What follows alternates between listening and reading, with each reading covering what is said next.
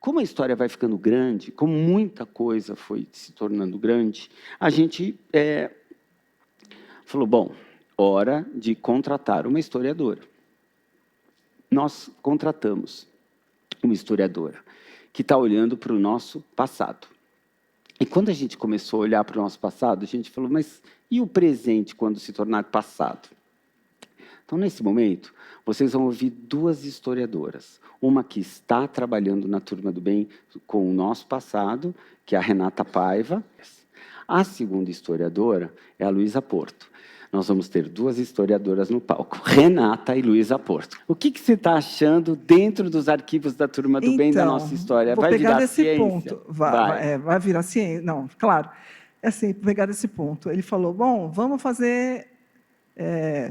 eu tenho um material que precisa juntar. Bom, isso é uma coisa que eu faço, que eu posso fazer sozinha, né? Que eu não preciso interagir, né? Ótimo, ótimo. E você olha para o material e você vai perguntando para esse objeto o que ele tem de informação para te passar, né? E o que aquilo, como é que você vai guardar aquilo. Então, eu já me interessei, né? Falei, claro, vou. Só que, assim, como o Fábio falou, a gente se conhece há muito tempo, eu lembro, assim, eu tenho memórias dos primórdios, de quando a Turma do Bem nem era a Turma do Bem ainda, né?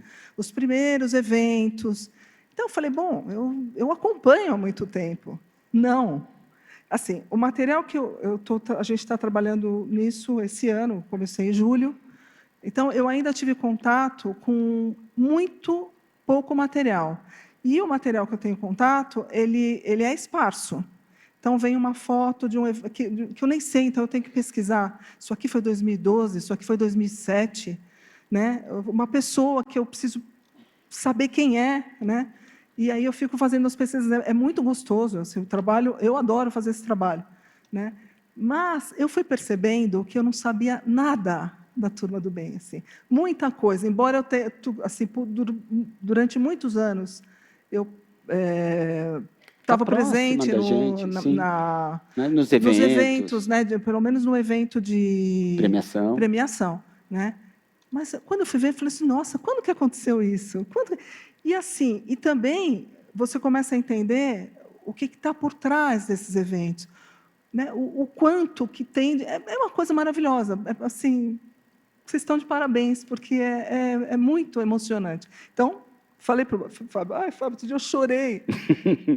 Vendo o quê? Era um trecho de acho que um show da Martinalha, acho que é 2012. Acho que foi quando foi o lançamento das Apolônias. Sim. Aquilo, assim, estou ficando velha, também toda hora quero chorar. Mas os eventos aqui são nesse naipe. Assim, eu via, porque era assim, era a Martinalha ali, né? Ali, igual, né? Todas aquelas mulheres super produzidas, um palco cheio de mulheres, ela cantando, e aí vinha, abraçava uma.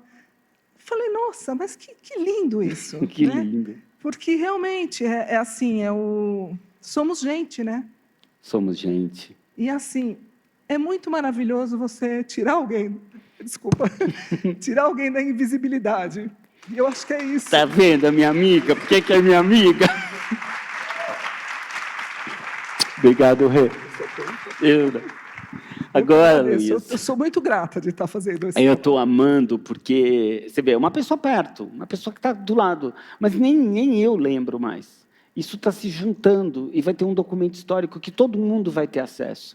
Então, a gente vai ter o dado, o que aconteceu, como a gente fez, e todo mundo vai poder pesquisar isso, de fato, o que vocês fizeram se tornar ciência. E todo mundo poder olhar para os dentistas de um outro jeito. De um jeito sério. A Renata está olhando o nosso documento de lá, né? Mas a gente tem uma história que é uma história oral, que é uma história do presente. E aí é o teu universo. Eu queria que você contasse para eles o que é isso. Tá bom. Oi? Primeiro, agradecer o convite de estar aqui. É um prazer enorme poder me envolver um pouquinho mais com a Turma do Bem. Então, o que é história oral e o que é fazer e pensar a história do tempo presente? Eu acho mais fácil a gente pensar inicialmente o que é esse presente, dentro dessa mentalidade, dentro dessa perspectiva historiográfica chamada história do tempo presente. O presente, para alguns autores, ele é colocado como um recorte temporal que tem na vida humana a sua duração. Ele é um tempo alargado, que comporta tantos passados presentificados, quanto os futuros que ainda vão se tornar presentes. Então, a história do tempo presente, ela trabalha com esse cerne de questionamento. Todos esses passados que se recusam a passar, todas essas memórias que se presentificam, e que, com isso, torna o tempo alargado. Então, como uma modalidade historiográfica dentro do campo da disciplina História, a história do tempo presente ela se propõe como uma dialética das temporalidades, como uma dialética entre questionar a forma como o tempo é socialmente construído, coletivamente compartilhado. Então, a história oral, ela casa com a história do tempo presente muito bem, porque você tem o diálogo entre o historiador e o seu objeto que são as testemunhas vivas. A história oral como uma forma de escrita da história, como um método, porque a gente tem método, a gente não escreve história da nossa cabeça.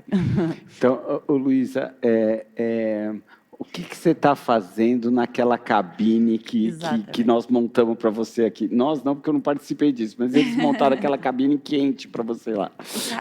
O que a gente está fazendo lá? Eu sempre apresento um pouquinho, eu me apresento, eu trabalho com história oral desde o início da minha graduação, depois do mestrado. A gente está tentando entender como que as narrativas de cada sujeito que está aqui, que estão aqui hoje, elas se construíram e se constroem junto com a narrativa que a ONG tem. Como que essas experiências individuais, essas histórias de vida, narradas verbalmente, se constituem como um tronco. Um tronco, tem uma autora da história oral que fala isso. A história oral é como uma árvore. Você tem um tronco, mas ela vai crescendo vários galhos, e vai dando folhas, e vai dando flores, e ela vai se renovando. Ela vai se renovando através das pessoas que são chamadas a colaborar.